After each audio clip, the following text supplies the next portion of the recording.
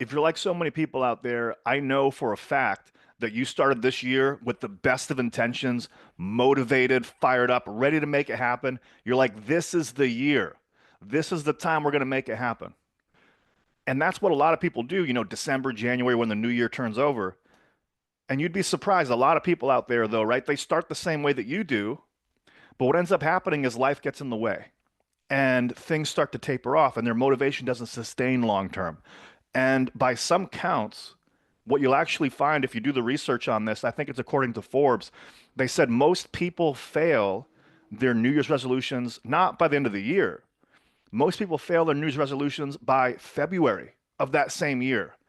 And really, it's more like most people are dropping off by the third week of January. And that's not to mention March, April, May, June, so on and so forth. So the numbers are 80% of people, they're done, they're off the wagon by the time you're already watching this video. And that means only 20% of people are staying the course, making it happen. But that doesn't mean they're staying the course the entire year. They're just getting past February. So I know that if you're here, we don't want that to be you. I know that you're really serious about your growth, your commitment to yourself, and you want to become the best version of yourself for yourself and your family and for those you love. And so, what I'd like to do for you here today is make sure that doesn't happen to you. And we're putting together a workshop right now. We're going to do it. It's called From Resolutions to Results, how you can have the best year ever, but not just sustain it for this year, but for your lifetime. So, I'm going to pull up my slides real quick because we have some visual aids here. And this is From Resolutions to Results, why everything you've been told about goal setting and habits is actually holding you back, and how to finally break through to the other side instead. So, this is for you if you're ready to take your life to the next level this year once and for all, but not just this year, like I said, for the rest of your life. And I know this is for you if you're looking to take command of your life and lead with confidence and purpose and power in every single area. And you're in the right place if you're finally ready to break through all of your old limits and step fully into your potential, not just for this year, but for the rest of your life. But like I said, a lot of men out there, like this is where they're at. Many men have been stuck in the same cycle year after year of being frustrated with setting the same goals over and over and over again, year after year, and never really achieving them. Or they're overwhelmed by so many to-do lists and tasks that they're just inundated, they're just buried in all of these things that they have to do, but it's not really meaningful progress. They're really busy, but they're not making progress. Does that make sense? Or they're disappointed because they know they're capable of so much more, but they're stuck in this cycle of like Groundhog's Day. And they're worried that this is going to be just another year where they made a promise to themselves that they didn't keep. We're just going to be another repeat of all of the years that came before. And imagine instead, though, what if this year was the year that everything changed? What if this year was the year where you were able to effortlessly surpass your goals because they align with who you've become at your core? Instead of grinding harder and pushing your head against the wall and beating yourself up, what if you were aligned effortlessly and pulled towards your goals? What if instead, imagine for a moment that you woke up every single day as the best version of you, who doesn't need to try to be disciplined, doesn't need to try to be confident, but it's just who you are. It's deeply ingrained in your identity, and it happens almost automatically. What would it be like when people begin to notice the shift because your friends, your family, your coworkers, people in your life, they see you operating at a whole new level and they're inspired by your growth because it wasn't just a fad. It wasn't like a quick declaration where you were really motivated for a month or two and then dropped off, but they saw a real sustained change and they were motivated by you. And what would it be like to become a natural leader where you could lead your team and your clients and they look up to you as that person who's really able to lead himself first and then lead others, where they're pulling you aside and like, hey, how did you do it? How did you make that change so quickly? Imagine for a moment what that would be like, because what I've found is so many men, like I told you a moment ago, they feel like they're living this Groundhog's Day life. Have you ever watched that movie Groundhog's Day with Bill Murray? And every day he wakes up and it's the exact same thing over and over and over again for years and years and years at a time. And it never changes. And that's what a lot of people are going through right now. And I remember, so I don't know if you know this or not about me, but I used to be a professional wrestler. Yeah, you go ahead, laugh if you want. It's pretty cool. But jumping off the top rope, slamming people with chairs, that's what I was doing. And there's a couple different levels to professional wrestling. There's the pros that you would see on TV, and there's something called independent wrestling where they're wrestling in local VFWs and they're trying to get noticed. It's almost like a band playing gigs trying to get discovered. And there's a lot of these veterans that are doing independent wrestling, trying to make it to the big show, the big leagues. And they're like, I've been a veteran for 10 years. I don't understand why I haven't made it. But the truth is, they haven't had a 10-year career. They've had the same year career, the same year of experience 10 times in a row. Because instead of putting themselves out there, instead of growing, they stayed comfortable and they wrestled the same one town every 2 to 3 months with the same 25 people in the arena, and they're waiting to be discovered by some magical god of wrestling to give them a golden contract. Does that make sense? So we don't want this to be a Groundhog's Day life for you. We don't want you to be living the same year on repeat over and over and over again. We don't want you to be a 10-year veteran or a 20-year veteran with only 1 year of experience. We want you to be able to hit your goals, make it happen, make progress, and have things compound for you. Who's up for that? If you're up for that, comment in the chat. I'm in. I'm ready to go. What I found is the best definition of a high value man, right? Because this is self mastery for men. And there's all this talk about nice guy syndrome, becoming the best version of yourself, becoming a high value man. I believe the best definition of a high value man is a man who's in command of the results and the direction of his own life. Not just externally, right? Not just, the results out there. The results out there are good, but because of who you are internally. And the most successful people in the world know that external success is really just the mirror of the internal world, isn't it? Your external always mirrors your internal. So we want to make sure that you're aligned both externally and internally, because that's where it all starts. That's how it'll be long lasting. The only question is, though, how do we get there? Now, it's counterintuitive. As men, we believe we get there by grinding, by working harder, by banging your head against the wall, by taking massive action. And there's a ton of merit to that, and you have to do that. And I don't believe you get there by grinding harder alone. I don't believe you get there by smashing your head against the wall alone. I believe you get there by working smarter, not harder. And I believe you get there by not establishing morning routines, not establishing more habits, not trying to really force yourself. I believe you get there by focusing on your results instead of resolutions. I believe you get there by focusing on your results instead of resolutions. And what I mean by that is by focusing on not what you have to do, not what you have to achieve, but who you have to become in order to achieve that effortlessly. So it's not about focusing on what you have to do or what you want to have, but it's really about focusing on who you are at your core and getting rid of all of the stuff in the way that's holding you back from becoming that in the first place. Because let me ask you, some of the biggest New Year's resolutions out there: get in better shape, lose weight, make more money, right? But here's the thing. Is it possible that you already know exactly what to do? Like we're in the age of the internet, cell phones. We got the knowledge of the universe on our fingertips, on our phones.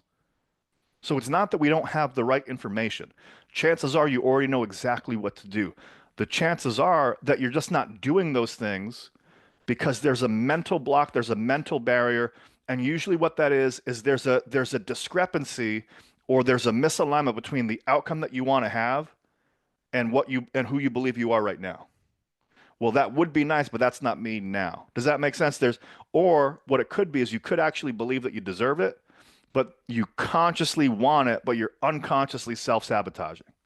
And that's what happens a lot of times. As long as there's that conflict between, well, that would be nice, but that's not who I am, or there's that conflict between consciously you want something, but unconsciously you're afraid of what might happen, there's self-sabotage, you're not going to be able to sustain the change long term. You follow what I'm saying? I'll give you an example. There was somebody one time, it was a friend of mine, and he loves cars. And so we rented him an Aston Martin for his birthday, and he was so psyched. He was like, "This is fantastic." And we gave him money. Like we wanted him to really feel like he was special. So we gave him money. We put cash in his hand, and we took him to a really nice steakhouse. And we said, "Hey, man, go up there. Go up to the valet, let him, let him, put valet your car. And what he said was like, I'm not going to do that. And he parked in the back. He parked in the back of the steakhouse. And we said, what are you doing that for? He's like, that's just not me. That's not who I am. Right? He could have had the things that he really wanted to have. He had the money. We gave him the cash. He was renting the car, but he didn't fully enjoy it because he goes, that's not who I am. Does that make sense? This happens all the time too. You'll hear about lottery winners that win the lottery. They want to make more money. And so they win the lot, they win the jackpot. And a few years later, what happens? They either end up in the same spot they were before they won or a worse spot. And the reason why that happens is the money didn't change anything. They still brought in the same old money habits, money beliefs, but even more importantly, they brought in the money identity. I'm not a wealthy person. And because of that, they did almost everything in their power to self-sabotage the wealth that they earned through the lottery. Does that make sense? So identity really is everything. And we're going to cover that here in this session. Now, we talked about this earlier. The facts say, according to Forbes and according to different studies, 80% of people fail their resolutions by February, not to mention March, April, May, June. So that means only 20% of people are still going the second month of the year. Okay. And according to Forbes, the top resolutions are make more money, lose weight, improve relationships. But what do they all have in common? Think about it. I want to make more money. I want to get out of debt. I want to get in better shape. I want to lose weight. I want to improve my relationships. What do they all have in common? What they all have in common is they're all focusing on things and actions, and they're task oriented instead of addressing the deeper issues that are driving those actions. So it's time to commit to really stepping into who you're meant to be and not just what you have to do. There's a philosopher named Carl Jung. He says, until you make the unconscious conscious, it's going to direct your life and you're going to call it fate. He says, until you make the unconscious conscious, it's going to direct your life and you're going to call it fate. And so, what this is going to be all about, we're going to do a couple of things. We're going to show you how to set outcomes that are going to pull you towards your goal, pull you towards your outcome. But then we're going to show you how to align that to your identity. And then on top of that, once that's aligned to your identity, the only thing that would hold you back from it is all of that unconscious self-sabotage. We're going to show you what's going on there and how to fix that. So now is the best time because the longer you wait to address this, the longer you wait to address the underlying blocks, it's going to compound over time. And it's going to keep you stuck in that same repeating cycle. Ask yourself a question. How much has you not really achieving to the level that you know you're capable of, how much does that already cost you in your life in missed opportunity? And by creating that strong foundation right now, like the best, like they say, the best time to invest in the stock market was previously, the second best time is now, right? It's like compounding. The best time to plant a tree was before, the next best time is now, because it's going to grow over time. By creating that strong foundation now, today, we're going to start with who you are. You can set yourself up for lasting success long term with that strong foundation. And when you act now, you're going to set yourself up for a breakthrough this year that changes everything. What if by the end of the year, what if by the end of this month, what if by the end of the session, you've made some decisions that have changed the trajectory of your life for the better forever?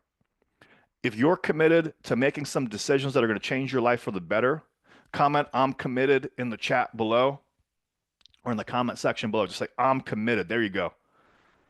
Now, so today's outcome, by the end of today, we're going to cover a few things. Number one is why most goal setting and resolutions fail and what to do about it instead. How do we create your goals and your outcomes so you're pulled towards it like a magnet and you're not forcing it? And then once you have your outcome, what happens a lot of times is people don't believe, even though it's an outcome that they want, it's still wishful thinking. They don't believe they deserve it yet. So we want to align your outcome with your identity so you know this is who I am, it aligns with who I am, and you start to get pulled towards it effortlessly. And then once it's aligned to your identity, we're going to figure out why people, even with the right tools, can still fail and how to clear any of those internal roadblocks, any of those internal conflicts to get you past your blocks and unlock your full potential instead. That's what we're going to cover. Now, who the heck am I to be telling you any of this, right? I'm just some random guy online, right? I want to share with you the reason why I can share this with you is because I was going through this myself. I used to be the guy that would be, today's the day. This year is going to be the year. And I would make these loud declarations. And then what would happen? I would do absolutely nothing. And it wasn't just New Year's, by the way. It was getting annoying. It was like a random Thursday. Today's gonna be the day I finally decided. My girlfriend would roll her eyes and call me Mr. Declaration because I would declare that I was gonna change my life, and then I would get motivated for a week, maybe a month, and then over time, right back in old habits. But here's the challenge, right? Like I knew that I was made for more.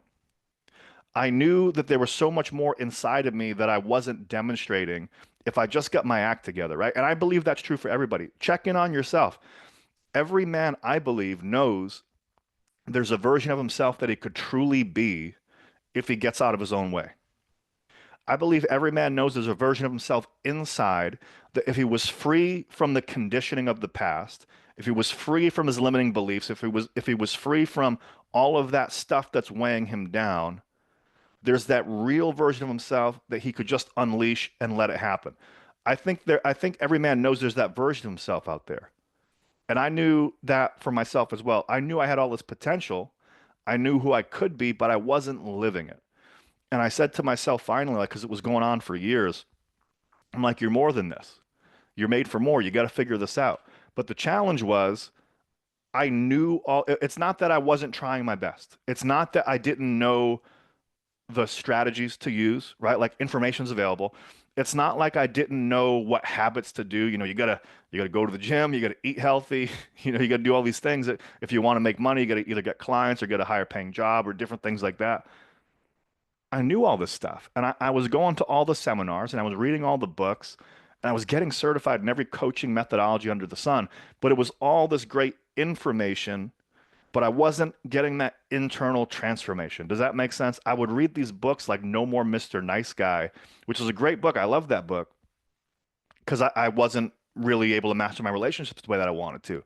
But it would be all this great information I would get, but then when it would be practically in my relationship, the second something happened, I'd revert right back to old patterns.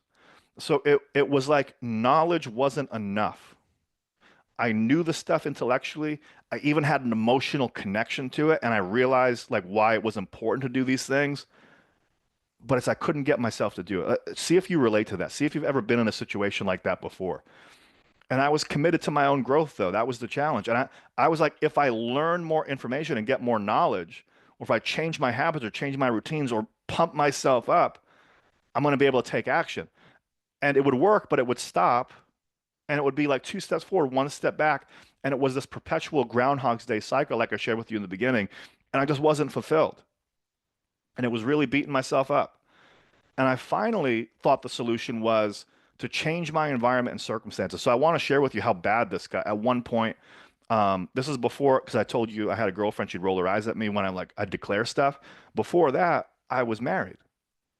And it got so, my patterns had gotten so bad, I ended up 80 pounds overweight, legit. I was six figures, close to six figures in debt. I was divorced. I ended up getting divorced. I was depressed. I was a people pleaser. Things just weren't really that good for me. But like I told you, I knew all the habits, I knew all the skills, I was reading all the books. I'm like, well, I know all the right information. It has to be my environment. It's got to be my circumstances, right? So I changed the marriage I was in. I changed the relationship I was in. I changed where I was living. And I thought like if I change my circumstances, things will change. But nothing got better, right? Because wherever you go with you. Does that make sense? And what I realized, I finally kind of got to my rock bottom and I was like, wait a minute. I've been trying to change my habits. I've been trying to learn more skills. I've been trying to read more books. I've been I've even changed my environment. I changed my relationship. I changed where I live. I changed a bunch. I changed my career. I changed everything. And things kept staying the same. And I go, there's got to be something deeper than this. Because I had to fix, it wasn't just one category. See if you can relate to this. It was my health. It was my finances. It was my relationships. It was my career. Everything was going to zero. And I go, I could make a to-do list for each of these things, right? But it's going to be an insurmountable list. There's way too many things here. And so I go, what's the common denominator? And I realized it's you. I told myself it's you, right? The one common denominator in every one of these situations is you. And I realized that every result that you get stems from your actions. And I realized that, well, every action that I'm taking came from a belief about myself. And every belief about yourself came from where? Well, it came from your past conditioning, didn't it? And all of your past conditioning, where's that? Well, it's in your unconscious, and it's from when you were growing up, 0 to 7. You got it from your parents, from your uncles, from your brothers and sisters, from your school teachers, from your community, from your friends. And I realized that it was almost like I woke up in a dream. You ever wake up in a dream and the dream seemed normal, and then you wake up and you're like, oh, it's actually kind of weird. It's a lucid dream. I wouldn't have chosen this if I was in control of it. It's like you woke up from a dream. And I was like, wait a minute, I wouldn't have consciously chose any of what I chose right here. And I realized that it traced this pattern. Every result that you're getting, good or bad, is because of your actions. Every action you're taking comes about the beliefs about yourself, what you think you deserve. Every belief about yourself comes from your past conditioning, and your past conditioning is in your unconscious. Does that make sense? And so what I realized was the change had to happen from within, because wherever you go with you. And so the solutions got way less to do with what you're doing. It's got way less to do with your habits and with, you declaring something loudly. And it's got way more to do with who you believe you are.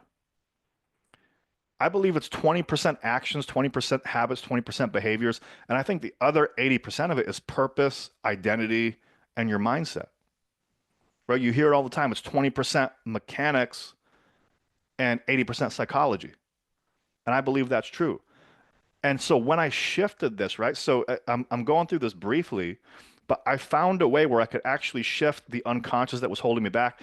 It wasn't a bunch of affirmations. It was like, oh, I'm a successful guy, right? Because if you do that and you pump yourself up, you do affirmations, your mind might say like, hey, that's BS. That's not true. You might call yourself a liar. But there's a way that when you can shift who you believe you are at the unconscious level by getting rid of some of those early experiences that still have that hold on you. And I was able to make that shift, the change happened almost instantly, right? The change mentally and internally happened instantly. Still, like to lose weight, it takes a few months, things like that. So it wasn't get rich quick by any means. I don't want to presuppose that. But when I shifted internally, I lost 80 pounds really, really easily. It wasn't like two steps forward, one step back anymore. I got in the best shape since college. I generated 6 figures in revenue that year and then every year since then in my business or in my jobs that I had. I transformed my relationships. I got into a brand new relationship after that, and we're learning about polarity and relationships and masculine and feminine energy, and we're growing every single day. And I would have never really been able to grow to the level I am now had I not had some of these lessons. And I've been invited to speak about my transformation on some of the biggest stages, both in the US and internationally. It's been mind-blowing. And I'm not saying this because I'm trying to, say how cool I am. Like I'm not doing this for street credit on the internet by any means. I'm just sharing with you like that was me on the left and it was worse than that. Like I was on my butt and that's me on the right and I've been able to sustain that. Like if I could go from where I was at rock bottom to where I am now and still continuing to grow, I know that's possible for you too. So if there's somebody out there, if I can help somebody out there get either some hope or realize there's another way or just spark an idea in you, then this video was worth it. And the truth is like you don't become the man you're meant to be by forcing yourself to do new habits or a new routine. You become that version of you by addressing the root cause of what's preventing that in the first place. And that's your purpose, your identity, and your beliefs and all of that stuff. I'm going to give you a diagram towards the end that's going to show you how your purpose, identity, and beliefs fit into the bigger picture of your life and what to do to shift that to live that way, right?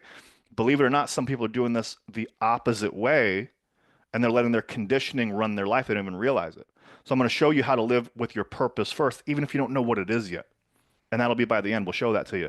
But the top 3 key takeaways for today, I'm going to share with you. These are the 3 things we're going to cover.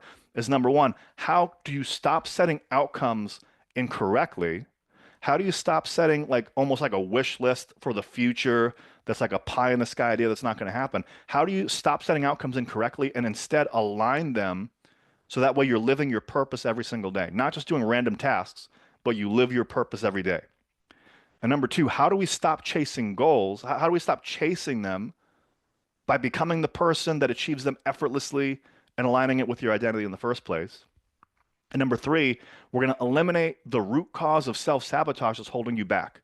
Despite knowing exactly what to do already, despite your best intentions, and we're going to remove any of that internal resistance to making your outcomes real. That's what we're going to cover here today in this workshop. So if you're ready, comment "I'm ready" in the chat below or in the comment section below, and we're going to keep on rolling. So key number one is here's how to stop setting outcomes incorrectly. What if the reason you're not achieving the goals that you want to, it's not because it's about willpower or discipline. What if the reason you're not achieving the goals that you want to is because it's not about willpower or discipline, but because you're setting the wrong types of outcomes to begin with? Or your goals have accidentally set you up to fail without you realizing it. When it comes to setting goals, what most people do, they're setting vague goals or they focus more on what they don't want than what they do want. When I was coaching some athletes in the past, well, I told you I used to be a wrestler. When I retired from wrestling, I made it to WWE. I had a couple of tryout matches there. And when I retired, I was teaching local independent wrestlers that were having that same Groundhog's Day career, because I wasn't 6'7", I wasn't 280 pounds. I didn't look like The Rock. I didn't look like Hulk Hogan, right? I was a pretty average looking guy. I made it from nobody knowing who I was to getting trashed with WWE pretty regularly, right? So I thought that was pretty cool. So I was teaching guys locally how to go from being unknown to getting on the radar to WWE and getting their first tryout. And that's what I was coaching. And I would teach these athletes, and they would come to me. I'd say, well, what's your outcome? What do you want to achieve in your career? And they said, I want to make it. I want to make it. And I would say, well, what does making it mean to you? And they go, I don't know. I just want to make wrestling my life. I just want to make this my passion. I go, well, aren't you already passionate about it? They go, yeah. I go, so you've already achieved your goal. No, that's not what I mean. I go, so then what does making it really mean to you? And then they tell me what they didn't want. Well, I don't want to just be local for the rest of my career. Well, I don't want to not be famous. I don't want to not do this or that. I don't want to be, working for cheap or free for the rest of my career. And people, and this is even true for everybody that I work with now, because I work with men, helping them become the best version of themselves. It's so much more easy to focus on what you don't want. And that's what most people focus on. But if you're driving a car and instead of looking where you want to go, you're looking at the wall. Like what you're gonna drive into the wall, right? So most people they're focusing more on what they don't want than what they actually do want. And so they feel stuck and they're spinning their wheels. They're not making any meaningful progress, or they're getting easily distracted or burnt out because there's no emotional pull, right? They're just trying to avoid not getting bad stuff, but they're not really motivated to get the good stuff, or it hasn't been defined. Well, I want to make it. Well, what does making it mean? I don't know. I just want to make wrestling my life. Does that make sense? So we want to figure out specifically what it is that you want. And that's going to avoid you doing a bunch of random tasks and actions that just keep you busy, but it's leaving you feeling empty or fulfilled. Does that make sense so far? Okay. So key number one is we got to know what you want, not what you don't want. We got to know what you want, not what you don't want. And number two is the most successful people in the world, they focus on their desired outcome, not on the obstacles. I had a friend of mine, and this is before I was doing well financially, but he was like my wealthy friend. You ever read Rich Dad, Poor Dad by Robert Kiyosaki? That's another good book too. Um, I had a friend who was almost like rich friend, poor friend. Like I was the poor friend, and he was wealthy. He was doing really well in business. And I noticed there were some really interesting things about him that I didn't understand at first. And what I recognized was he never talked about what he didn't want.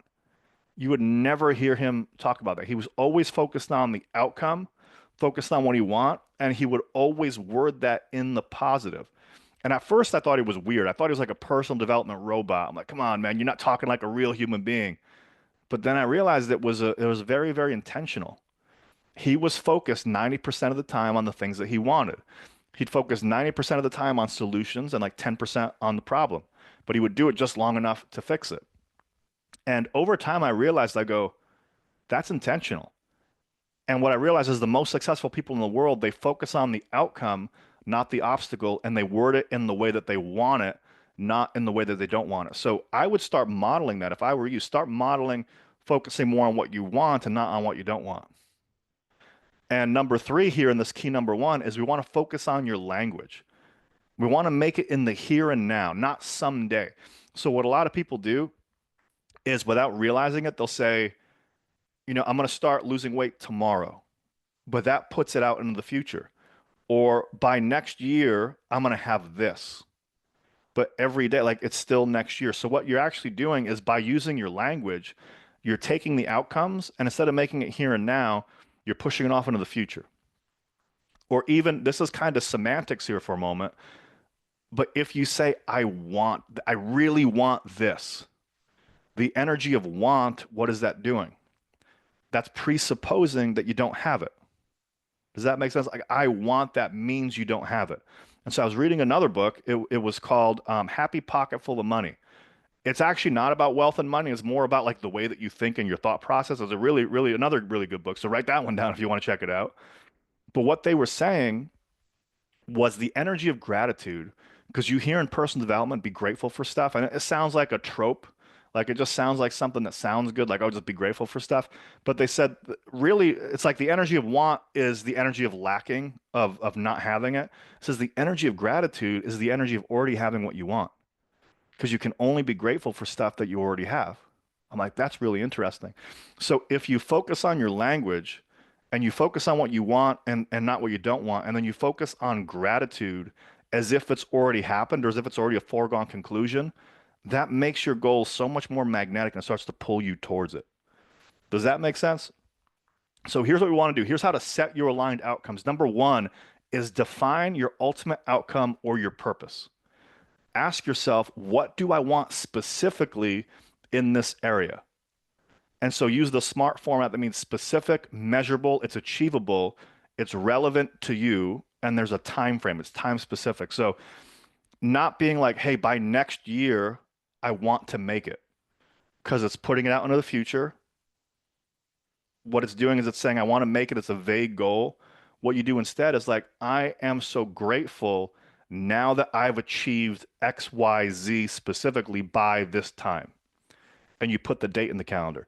So it'd be like, I'm I'm feeling so grateful now that I've achieved, 6 figures a year in revenue by December 31st. Does that make sense? So it's like positive, stated in the now. There's a specific outcome and there's gratitude attached to it. So if you do that, that makes it so much more powerful because it's pulling you towards, it's specific, there's a target. It's not like I want to make more money, vague. You make $1 and that's good enough. Specific, measurable, there's a time frame. It's stated in the first person as if you've had it now, and there's gratitude attached to it like it's almost a foregone conclusion. And that's going to really help supercharge your outcomes. And then number two is you want to dig deeper into your why by identifying, okay, so if that's your ultimate outcome, if that's what you want in this area of your life, ask yourself, if I were to get that outcome, what would that mean to you? What would that feel like to you? How's it going to feel to achieve it? Who are you going to become ultimately in the process if you were to achieve it? And a lot of times we'll do more for other people than we'll do for ourselves. So what would it mean to others? Or how would it help other people if you achieved your goal? And so now it's not just a to-do list item. Now it's not just something that's on the paper.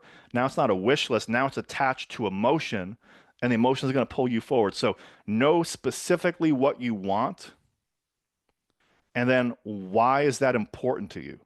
What's that going to mean to you? How's it going to feel? Who are you going to become? And what is it going to mean, or how will it help others? Because you do more for other people than you will for yourself sometimes. Do you guys follow? Okay, great. And so a couple of keys here to refine this. Refine your language like some of the most successful people out there. There was a quote that I heard by one of my mentors. He says, language doesn't describe reality, even though it seems like it. Language doesn't describe reality, it creates it.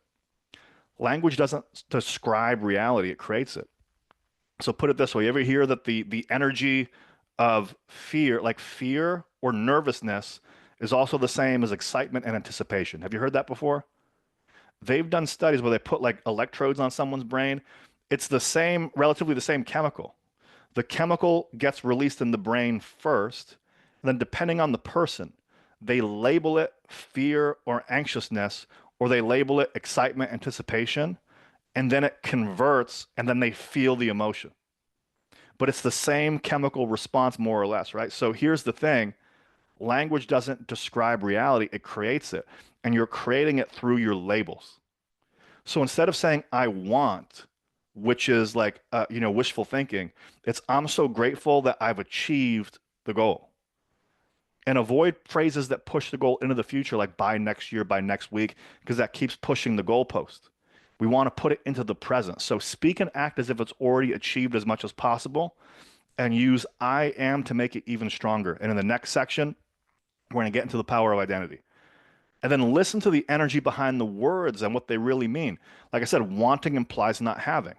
Someday implies not today, and someday never comes. More money could mean a dollar, but gratitude implies already having something or knowing that it's already done, because you can't be grateful for something that doesn't exist or something that you don't feel, right? So think about really listen to the energy behind what words really mean. And then connect your actions to your greater purpose. So you could do a whole bunch of to-do items, like random stuff, like, oh, I gotta take out the trash and get the groceries and stuff. But that's random stuff you gotta do. That's like just being a human being, and that's just like getting tasks done. But if you connect your actions to a greater purpose, like here's the outcome that I'm after, the big picture vision may take a minute, but you're able to bring that down into much more bite-sized chunks. There is a book called The Alchemist by Paulo Coelho, and it's another great book. It's about, the hero's journey and the people you meet along the way and having the resources inside you the whole time. And it's a really good book. And he meets a shopkeeper. So he's a boy that's going to Egypt because he wants to see the pyramids because he had a premonition that his fortune's going to be there.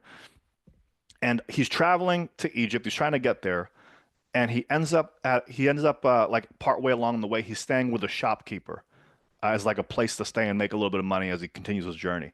And the shopkeeper had this dream where he always wanted to see Mecca. He always wanted to go there. And the boy's like, well, why don't you do it? And it's like, well, it's such a big dream, it's such a big goal, and he kept putting it someday out into the future. And then he finally told the boy, he goes, if I actually achieve the dream of going to Mecca, I'll have nothing to look forward to. And I was like, oh, that's interesting, right? So some people keep their goals or their outcomes out into the future because it gives them something to look forward to. But we don't want to be like that shopkeeper, right? And the best way to do that is we have this big goal. A lot of people, they take their goal like, I want to make this big thing happen. I want to go speak on stage. I want to go create this business. I want to go, end world suffering. And they have this big, giant goal. And because it's so big and it's so far away, they think they can't reach it. But if you take the big outcome and then you make it into smaller, easily attainable habits, you're going to make much more progress much more quickly. I'll give you a perfect example. I told you I lost 80 pounds of pure fat. Um, it was insurmountable at first. It was like, wow, I have a lot to lose. But I just set really, really simple goals for myself. I'm like, if I go to the gym for one day this week for 10 minutes, I've won. And it's such a stupid simple goal. Like it's so easy. Like how do you even mess that up? But because it was so simple, I'm like, well, okay, I can go 2 days. Like I'm not forcing myself to be like, I'm going to the gym every single day for 4 hours. It's like if I made it lame. Like if I can go to the gym one day this week for 15 minutes, for 10 minutes, like I'll go in, I'll do one set of curls and leave. I'd do it and I'd feel good. I'd be like, okay, I can stay for 20. And then that would lead to 30. That would lead to an hour. That would lead to going every single day. And before I knew it, I was compounding these small wins and the weight came off.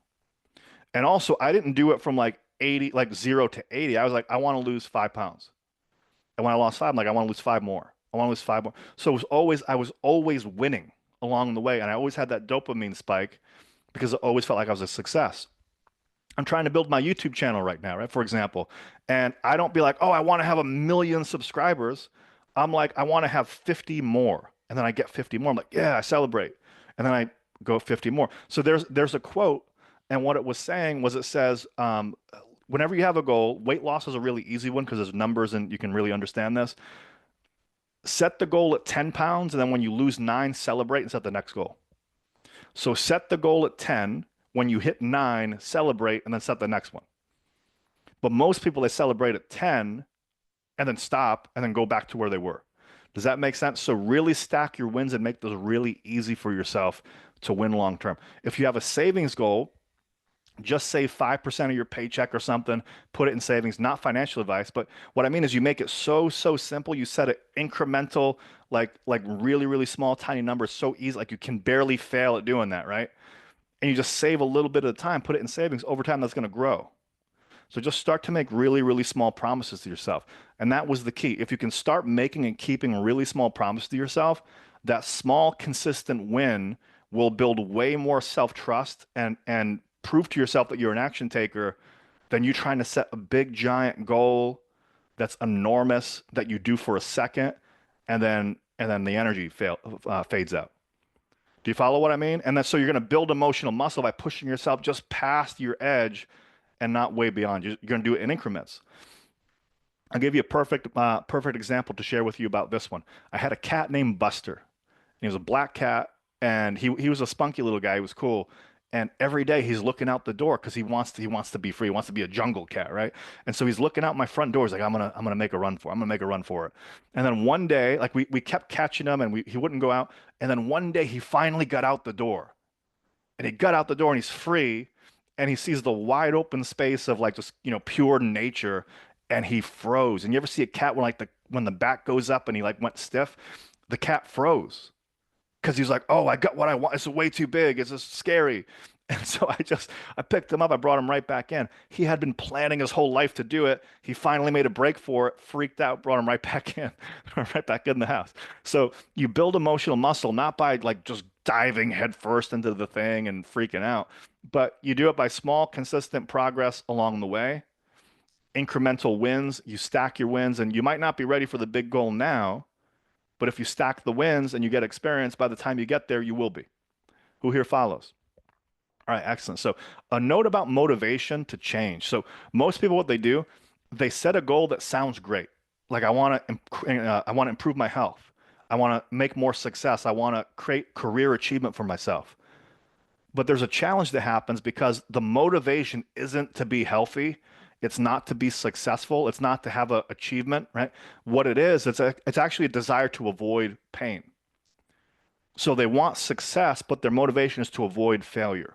Or they want to be in better health, but because they want to avoid sickness or disease. Or they want to, have an achievement because they want to avoid failure, rejection, disappointment. Does that make sense? And so anytime your motivation is primarily to move away from something, that's when you're going to get inconsistent progress because you're going to do just enough to get out of the pain of not having that thing.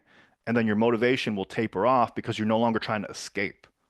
Does that make sense? So we want to make sure that your motivation is moving towards what you want and not away from what you don't want. That's why when I work with people, the first thing I do, I check what's their motivation for stuff. And there's a way to unconsciously get rid of all of the baggage in the first place. And we get them aligned where they're moving towards their outcome. And because of that, they're not having to push the boulder up the hill. They become very, very aligned very easily. And their outcomes happen almost naturally with the result of effort because they're not fighting against themselves anymore. Do you follow what I'm saying? So on a self-assessment, real quick, on a scale of 1 to 10, 10 is like, I got this nailed, I got this dialed in, and one's like, I don't know how to do any of this. What level of you being able to really set proper outcomes are you? On a scale of 1 to 10, what's the level or what's the degree of where you've really mastered being able to set these outcomes for yourself? Where they're attached to your higher purpose, you're doing incremental wins over time, they're worded in the positive, you know specifically what you want, and you're moving towards what you want and not away from what you don't want. Comment below what's the percentage. And if you were to master this area, what would that do for you? What would you be able to achieve? What would you be able to accomplish if you mastered this area? To take a minute, we'll do a self-assessment. And then, so key number two is the reason why most people fail is they're focusing strictly on doing tasks, trying to install new habits, or doing actions. And you need to do those things. That's a part of succeeding. But what if the reason you're stuck isn't because of a lack of effort, but because you don't actually believe you're the person that deserves to achieve it? Your identity is so crucial. It's everything. And there's another book called Psycho-Cybernetics by Maxwell Maltz. He says you can't outperform your self-concept. You can't outperform your self-concept. I believe Tony Robbins has a quote. And he says the strongest force in the human personality is the need to remain consistent with how you define yourself. I'm gonna say it again. He says the strongest force in the human personality is the need to remain consistent with how you define yourself. Put it a different way, you can't outperform your self-concept. And what that means is whatever you believe you are, you ever hear that quote? If you believe you can or can't, you're right. Well, whoever you believe you are, you get.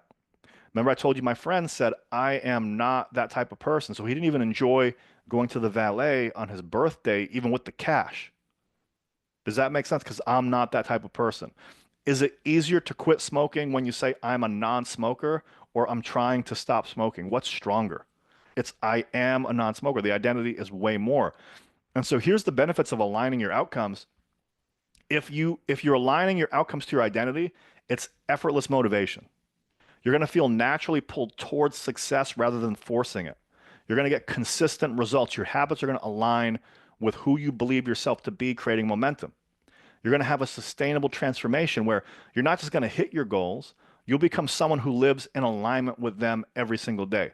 And you're going to have freedom from perfectionism because you're moving forward without needing to have all the how figured out first. It's going to come so much easier because it's aligned with who you are at your core. And what typically happens though is somebody sets a goal or an outcome and they have an internal resistance, don't they?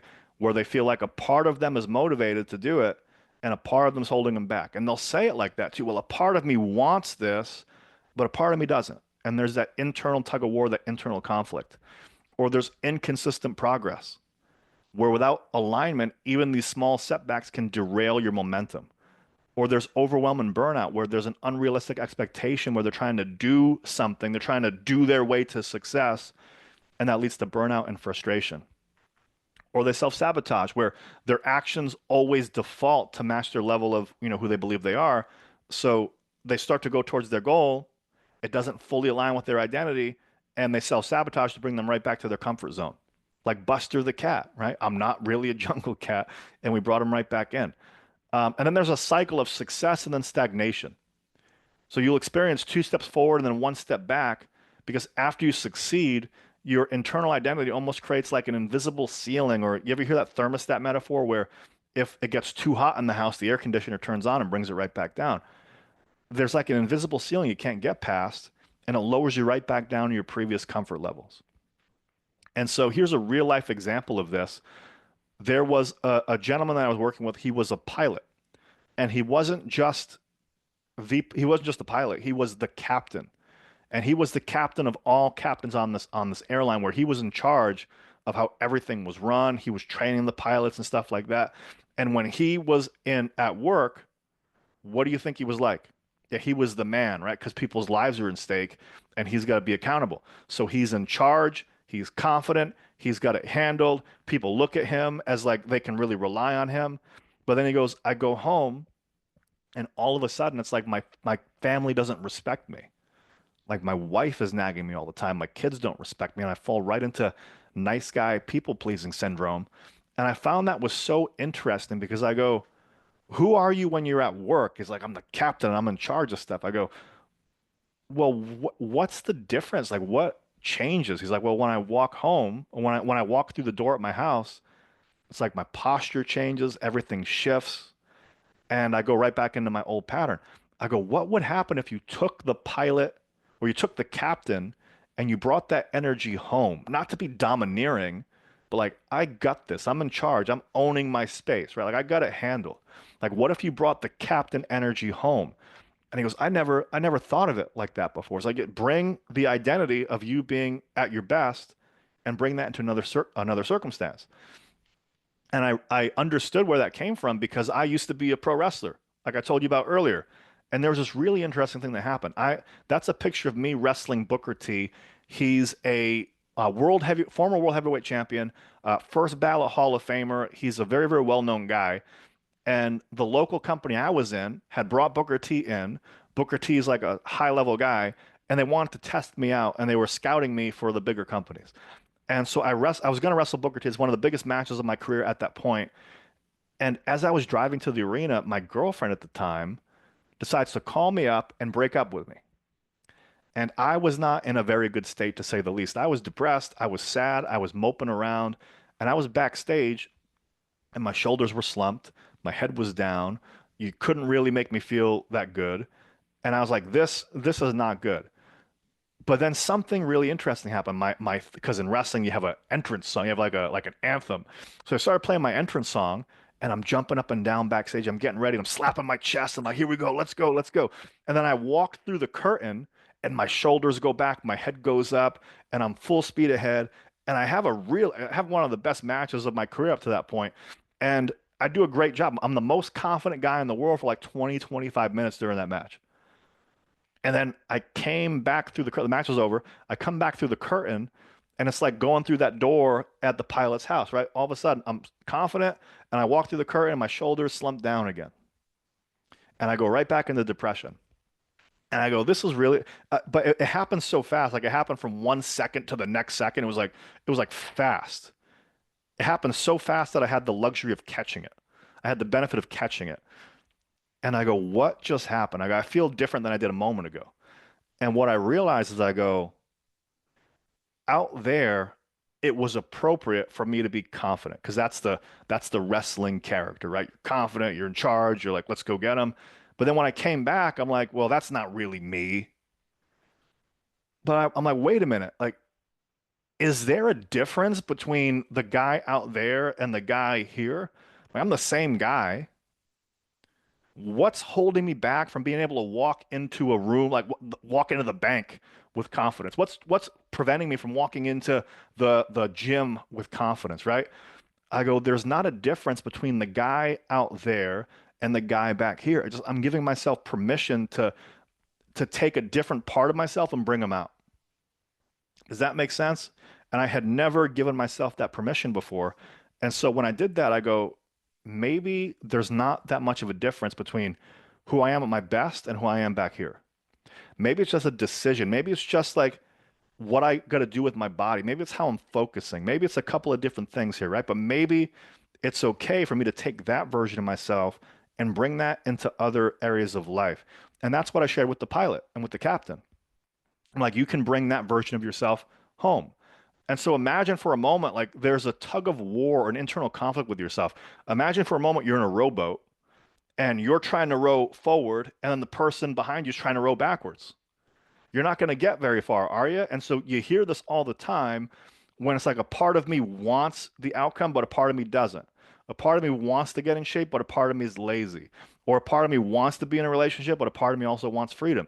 And so you have all of these internal identity conflicts, which makes you literally go 2 steps forward, 1 step back. And it's like a tug of war within yourself. So the question is, how do we align our identity? Well, first we have to define what our desired reality is. So we know what our ultimate outcome is. We know what our purpose is. We know the thing is that what the thing is that we want. Now we have to define, well, if that's what we're going to do, who's the version of me that already has achieved that? Who's the version of me that already has that as a result? How do they think? How do they feel? How do they act? And write out a really clear vision of who you'd need to be if you had already achieved your goals. And then you take that outcome and you turn it into an identity. What most people do is they take a setback or they take their circumstance and they turn it into an identity. So for example, if they're going through a tough time, they'll be like, I'm a loser. I'm a failure. I'm no good. If they catch a sickness, I am a sick person, right? They're sick a lot. If they catch, you know, if they're like a smoker, they go, I am a smoker. It's not I sometimes smoke, it's I am a smoker. They take their circumstances and they upgrade it to the level of an identity. But if you could take your circumstances in life and then downgrade it to a behavior, right? And then what you would do instead is take the things that you want and make that your identity. It's going to be a lot easier for you. I'm going to share with you like one of the things that I did, because I told you I was at rock bottom. I was like, I'm a failure. I'm fat. I'm unsuccessful. I'm washed up. No, it's like I'm going through a little bit of a tough time right now, right? I'm not at my best at the moment. And then what I did is I flipped it because I used to be a wrestler and I used to be a weightlifter. I used to be a bodybuilder. I would say I'm a bodybuilder again. I'm a wrestler again, right? I never smoked, but like you could do like I'm a non-smoker. I'm a wealthy person. I am I am somebody that takes care of my health. I'm a healthy person. When I flipped the identity from I'm a loser to I am a bodybuilder, I am a wrestler again, I could get in touch with that because that was part of me. What I noticed is the habits automatically started to take shape with the identity. The habits aligned with the identity. And so step into this identity as if it's real and really visualize it, really make it real for yourself. Arnold Schwarzenegger, one of the greatest Hollywood actor, well, not maybe not the greatest Hollywood actor of all time, but certainly massively successful, right? And one of the greatest bodybuilders for sure of all time, one Mr. Olympia. In his book, The Education of a Bodybuilder, he says that he won Mr. Olympia thousands of times in his mind before he ever stepped on stage once. Arnold Schwarzenegger said he won Mr. Olympia thousands of times before he ever stepped on stage once. And so he would step into his body as if it was real. He'd be looking through his own eyes, and he would be the guy that was Mr. Olympia, even as a teenager, and he'd identify as it. And that's one of the things that I did too. I pictured myself helping people and coaching people and taking people through and helping them break through the next level. And I pictured myself being someone that had his health taken care of and his finances taken care of. And I stepped into that future version of me as if it was real. And I didn't just make it like it was some future outcome. I asked, if this is real for me now, what does this guy feel? What does this guy believe? What does this guy identify as? Who's the version of me that makes this happen almost automatically? And I started to align that vision of myself and I started to condition that. And then the change started to take root. Does that make sense? So we want to align your purpose with your identity and then align your mindset and your beliefs to the identity as well. So if I were that person, what would he believe? How would he carry himself? How would he walk around? Like, what are the things that he would do? And you start to step into that version of yourself. And now avoid this key pitfall though, because most people, they struggle to achieve their goals because they're focusing on what they need to do instead of who they need to become. But even if they're focusing on who they need to become, they might be out of alignment somewhere and it's creating an internal resistance. And it's like you're constantly fighting against yourself. Now, I know it's not as easy as being like, oh, here's the identity I'd prefer to be. So let me just decide and make that happen. It's a very conscious thing. What you got to do is you got to identify with it. You got to step into it. You got to start to make it real. And you got to really start visualizing like Arnold Schwarzenegger did, right? But the one thing that could get in the way is there could be a misalignment within your beliefs, within your values, within your conditioning, or you might have some trapped emotions. The way that we have to clear this is we have to not just incant it, not just visualize it a few times, but we have to get rid of the unconscious programming and the unconscious autopilot that's holding you back from even being that guy in the first place. The first step is to identify it. The first step is to visualize it because that's really your potential. The version of me that was the wrestler that was super confident, even though I had like a wrestling character name, I wouldn't have been able to find those characteristics of confidence and charisma and things like that if I didn't already have it inside me. What they say is some of the best characters, some of the best movie stars, some of the best actors, they're taking parts of them that's already inside and dialing it up to a level 10, right? So it's not really fake it till you make it. And if you think about it, if there's that version of you out there that's really you, if you were free from the conditioning, you would be free, you would be confident, you would be certain in yourself, you would take risks, you would take action, you'd have charisma, you'd be able to talk to people. Do you know what I mean? So these are all just your natural qualities in there. They're in there, or else you wouldn't desire them. But the only reason why you're not experiencing them full time is because you're told that you're not that person, or you've had experience in the past that show you that it's not safe to be. So if we can get rid of the unconscious programming or the conditioning or the beliefs or something that happened to you, right? What will start to happen is all of the reasons why you can't be that version go away and you start to be able to live that guy effortlessly, right? So I'll go a little bit deeper into this. The reason why this happens is because of something I call the 7 levels of self-mastery. When I work with people one-on-one, we go deep into this and we integrate this entire list. But I'm going to share with you what happens. This is how you model your world. You have your mission and your higher purpose at 1. You have who you believe you are, your identity at 2. Your mindset, which is your beliefs and values at 3. Your dominant energy or how you're showing up every day, which is your emotions or your state at 4. At 5 is what you have access to. So your skills, resources, or knowledge. 6 is habits, actions, and behaviors, and 7 is your environment and conditioning. Here's what happens. Most people don't live their purpose because, first of all, they don't know what it is. They have a conflict within their identity where a part of me wants something, a part of me doesn't. They have beliefs that don't serve them or values that don't align. So they might value family, but they also might value freedom, and that can conflict technically, right? It depends on how you define it. Or you might value career, but you might value your relationship with your wife, and you have to travel a lot for work. There could be a conflict there, right? So there could be either not a really clear purpose, a conflict in the identity where a part of me wants A, a part of me wants B, or your mindset, you have limiting beliefs, or your values are misaligned. Okay. And then there's your energy. So some people don't get what they want because they're stuck emotion. There's trapped anger, sadness, fear, guilt, shame, upset. There's trapped emotion from the past that maybe they consciously have moved past, but unconsciously it still affects them. I'll give you an example. If you touch the stove, you're gonna react to it and never touch it again. But sometimes it's not the stove. Sometimes it's the first time you talk to a girl, she told you no, so you never talk to a girl again because there's fear, right? Or it's I go to speak on stage. I was really nervous as a kid. I ran off stage and I was safe. So I'm going to keep doing that because my body thinks it's safe to not. Do you know what I mean? I'm giving you hypothetical examples. But so there could just be these things that you're doing unconsciously because your mind's trying to keep you safe or there's a trapped emotion from it. Does that make sense? But so here's what most people do.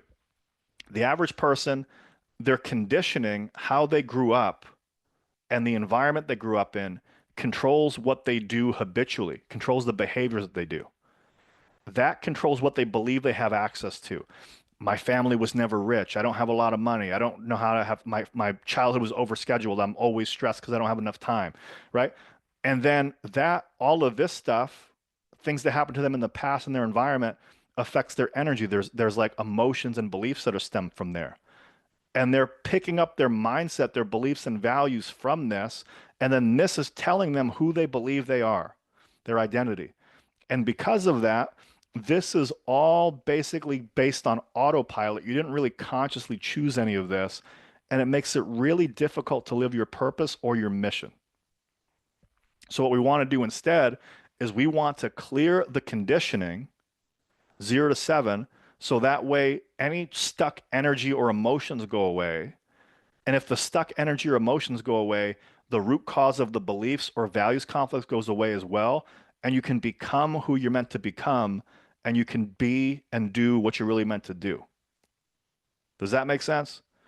So the reason why people feel like there's a version of myself that's the real me, but I'm not living it, is because their real identity is the version of them that's free from all of this stuff, from all of the conditioning from the past, from their early environment, from the habits and actions that they do just on autopilot, and from their trapped emotions and from beliefs that they just picked up along the way. That's not them. That's the false version of them. But if you can get rid of that stuff and live as the real you on purpose, it's like game over. It's like very easy at that point. Do you follow that? Easier said than done, but this is what I help people do. This is the first thing I put my clients through when I work with them is I help them align this from the top down and get rid of the conditioning. So, oh, by the way, if you want a worksheet, comment below worksheet. I have a 7 levels of self-mastery worksheet where you're going to be able to figure this out for yourself and write, here's where it's been now. Here's where I want it to be. So like I told you before, their mission's vague. Identity, part of me wants A, part of me wants B. They got limiting beliefs or values. They got trapped negative emotions. And they cycle 5, 6, and 7. Their early childhood conditioning and try to overcome it by doing more actions. The actions don't work long term, so they try to get more skills. They read more stuff. They get more knowledge. They go to seminars and stuff, which is good, but that doesn't work. So I got to work harder. That doesn't work. So they change their environment. They move. They change careers. That doesn't work. And then they cycle this endlessly, and they realize why it's not working. Well, why it's not working is, remember I told you before, 20% is down here, and the real 80% is right up in here. So we want to release the trapped emotions. We want to get rid of the beliefs, the limiting beliefs and values conflicts, and align any parts conflicts or identity conflicts, and then get your really, really strong mission. And if you do that, this whole thing, it's like a locomotive. It's like the head of the train pulls the rest of this through. So comment worksheet if you want the 7 levels worksheet, and I'll make sure that you get that. When you align those levels, you start to make effortless progress because your identity begins to drive your action. And lasting transformation begins to happen because the change is happening at a deep identity level and not just behaviorally, not just on a surface level. And you begin to get greater confidence and clarity knowing you're aligned with your purpose, and a sense of ease and flow begins to happen because you're no longer fighting against yourself as you achieve your goals. So let's do a self-assessment on a scale of 1 to 10, with 10 is, hey, I have mastered my identity. I have no identity conflicts. I have no conflicts within my values. Like, I am solid. I am exactly who I want to be. And 1 is, I need some serious work in this area. Go ahead and comment where you believe you're at. Where are you at now in terms of really aligning your identity with who you're meant to become? So comment in the chat below or in the comment section. And then also comment, if you were to master this area of your life, who would that allow you to become? What would you be able to achieve or accomplish? What would become easier for you if you did master this part of your personality, your identity? What would happen for you if you mastered that? So take a moment, write that in the chat. And then so finally, the third key here is, once you know your outcome and align your identity, what's the only thing that could hold you back? Well, what if the real reason you're stuck isn't about what you're doing or even who you're becoming, but all of the unconscious baggage that you haven't let go of yet? I'll share with you what I mean. There's a guy, he's a trainer of psychology, NLP, hypnotherapy. He's great. His name is David Snyder. He talks about how everybody's going through life with a jetpack and a bungee cord. And so I don't have a bungee cord. I put a big giant ball and chain there. I think it's a useful metaphor.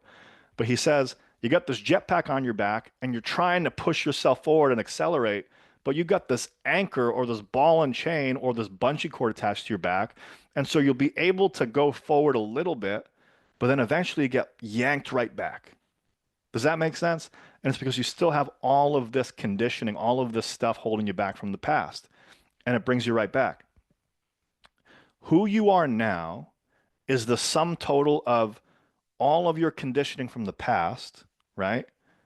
Emotions, environment, beliefs, things that happened to you in the past. But then it's also your belief about the future. If you think about a GPS, the first thing that a GPS needs is it needs to know where you are now. And then it reverse engineers, depending on your address that you put in, the route. And the route changes depending on what you believe is out there. The same happens with what you believe about your future. If you think your future is bright, it's going to come back from the future and affect you now, right? The assumption of that.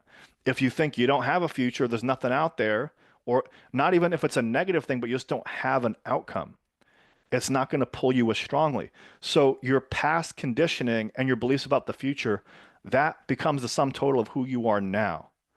But what most people do is they're chained back by the past, right? Oh, let's go right back there. They're chained back by the past, and then they're projecting out into the future. They're imagining the past in the future. Well, it was always like that, so it's going to be like that in the future. Well, it doesn't have to be like that. Does that make sense? And so a lot of times there's something called the reticular activating system. Without getting too sciencey or nerdy or technical, what that basically means is whatever you focus on, you get more of. Elon Musk on Twitter, or on X now, he said, because people, some people like him, some people don't like him, but people were really commenting hard against him. And he just came out at one day and he's like, hey, if you guys just like legitimately don't like me, I'm not saying this to have you like leave me alone. I'm saying this for your benefit. He's like, stop commenting on my stuff. Because if you comment on it, the way the algorithm works is it goes, oh, you like that content? We're going to give you more of that. So he goes, the best way to not deal with me anymore is to not engage with my post, not see my post, not comment on my post. That's how the algorithm works. But so what happens is your brain is your brain's an algorithm. Your brain works the same way. So if all of this stuff in the past happens to you, you're trying to avoid it.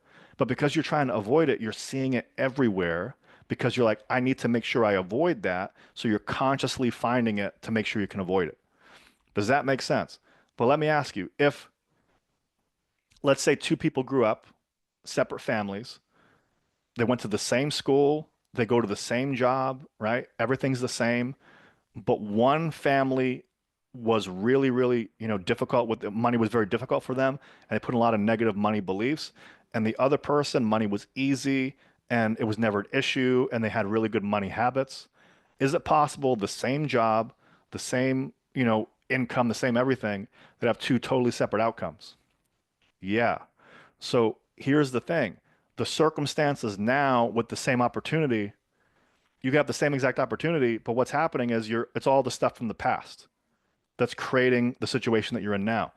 In any economy, in any time, right? You can find people in the Great Depression that made more money than ever before, right? Even right now, there are some people that are struggling.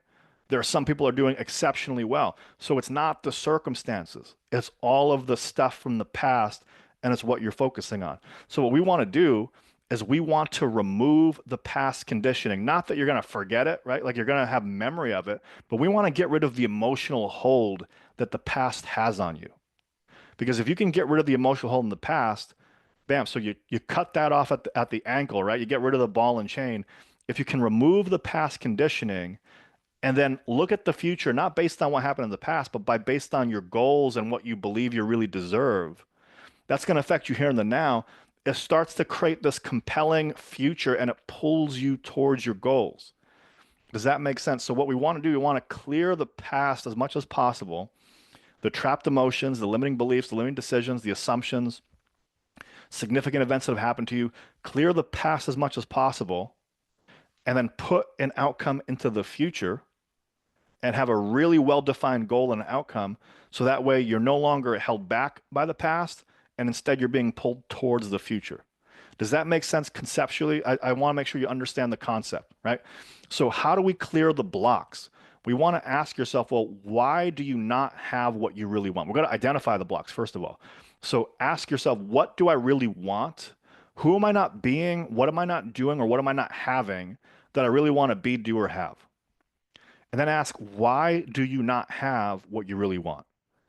And your answers are going to come up, and that's going to show you some baggage because of this, because of that. That's going to be your excuses or your reasons or your beliefs.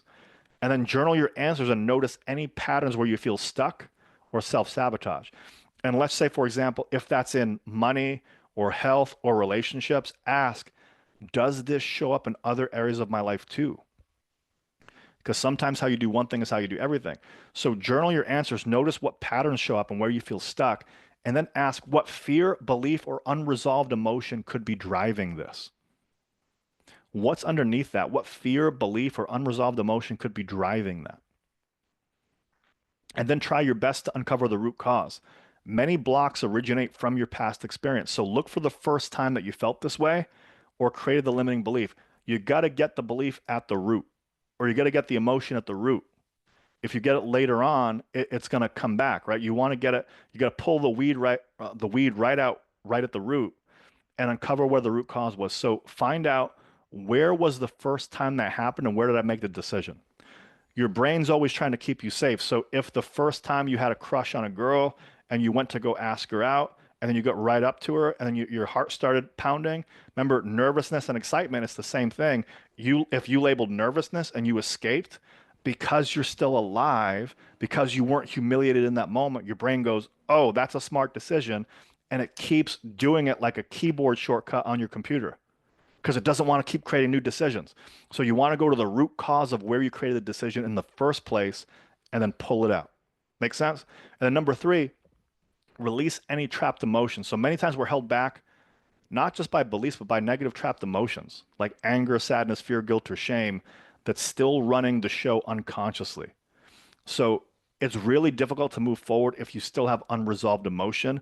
We want to release the trapped emotions as much as possible, right? And there's ways to do that easily and quickly. And then shift any limiting beliefs. I'm not good enough. I will always fail. Usually the opposite is true, right? So find out, what are some of your limiting beliefs? Find out, is that really true? And are there other people that don't believe that? And why is it true for them?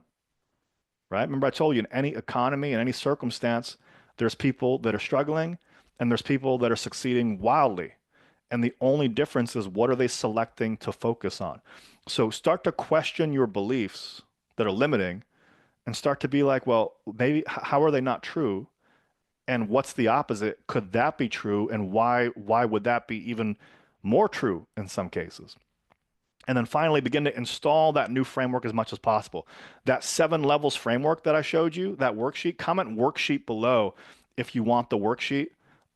You'll be able to write out where you believe you are now and then where you want to go, like where your outcome is, like who the ideal version of you would be. And if you read that, and if you get into the habit of really associating to that, it's going to make installing the new framework so much easier. So comment worksheet, and we'll send you the worksheet. And also, we talked about uncover your root cause of your beliefs and emotions. That's a pretty tall ask, right? So I made it easy for you. I have an emotional inventory and a limiting belief checklist, and it has hundreds of potential trapped emotions and has hundreds of potential limiting beliefs: nice guy syndrome, self-worth, relationships, career, finances, sales. All you got to do is check boxes, and it's a really good assessment to just be, hey, which things are holding me back? Which ones affect me all the time, some of the time, occasionally, which ones not at all? So comment emotion inventory, and I'll send you the free worksheet there. That's going to be a great resource for you to know what to work on for yourself. And so on a self-assessment from 1 to 10, 10 is like, I am great at clearing my negative emotions. I'm great at clearing my baggage. I am moving forward. The past is not holding me back at all. And a 1 is like, hey, I'm significantly held back by anger, sadness, fear, guilt, shame, unworthiness, limiting beliefs, things like that. What number are you at right now? And just comment below what number you at right now, 1 to 10. 10's like, hey, I have got my unconscious handled. I'm not held back by the past at all. And 1 is it's a significant challenge for me. I'm trying to get past it. Comment where are you at right now? And what would it be like? What would be possible for you if you cleared the root cause of all that conditioning? What would happen if you cleared out all the trapped emotions or the limiting beliefs or the limiting decisions? And we're really able to start with almost a blank slate as much as you could and at least learn the lessons from them and not let it affect you anymore and then move forward. So you can be who you want to be and do what you're meant to do and really have what you're meant to have. What would that do for you if you mastered that area? So comment in the comment section below. And so to recap here, we covered a lot of ground. I wanted to give you as much as I could here today. First, you got to know your specific outcome and your purpose specifically, right? Not a pie in the sky idea, not vague, not what you don't want, but first know specifically what you do want, why you want it, and most importantly, the second thing is align it with who you must become to get your outcome. So you know your specific purpose, you align your identity with that outcome, and then third, that's like a conscious thing. You know your outcome, you know who you need to become. You can consciously use willpower and get there, and that can work. It might be a little bit challenging.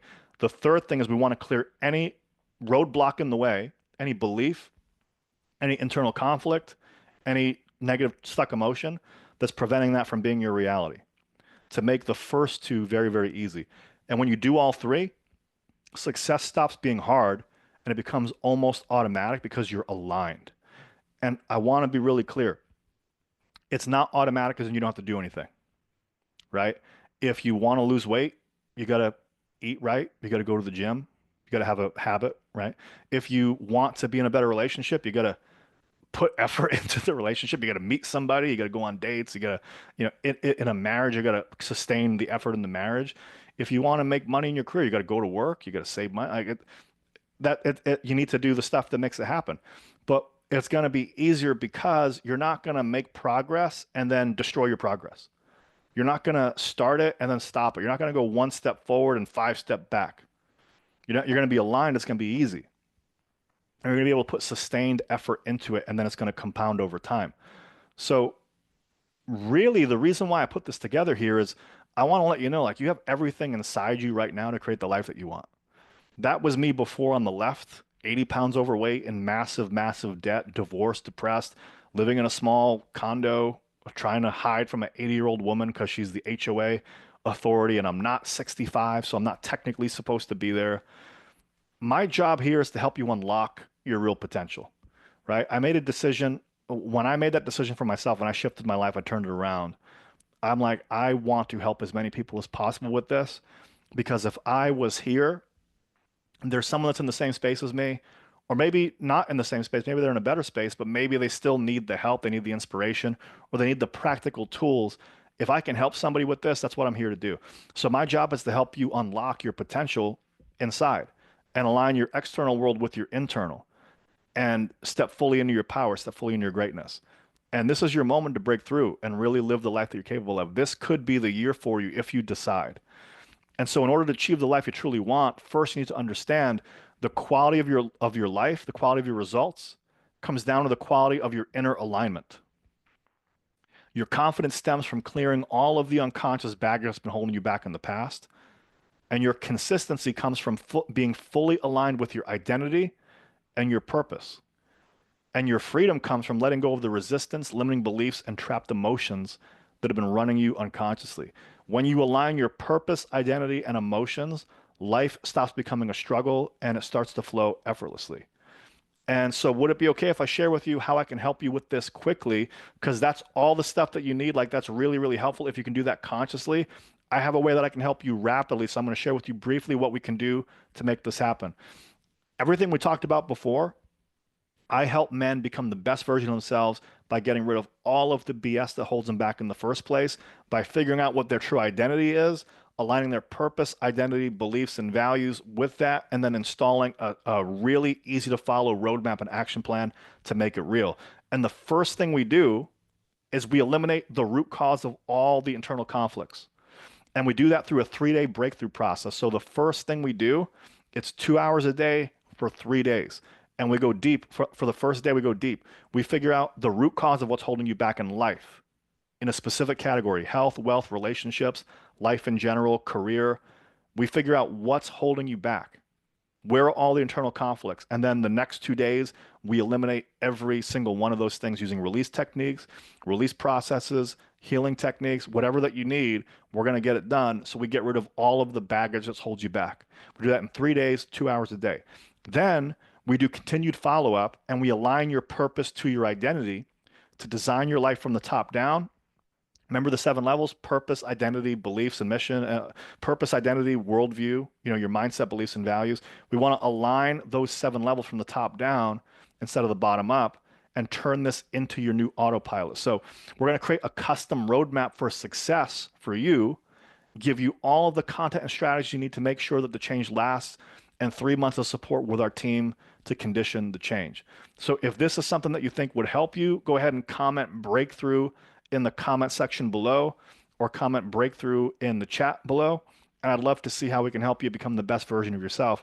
And like I said, this really could be your year to transform it all if you just make some decisions.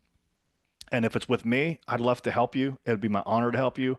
If not, hopefully this video helped you point you in the right direction in terms of knowing specifically what you want, aligning with your identity, and the importance of really getting rid of all of the baggage that's held you back in the past.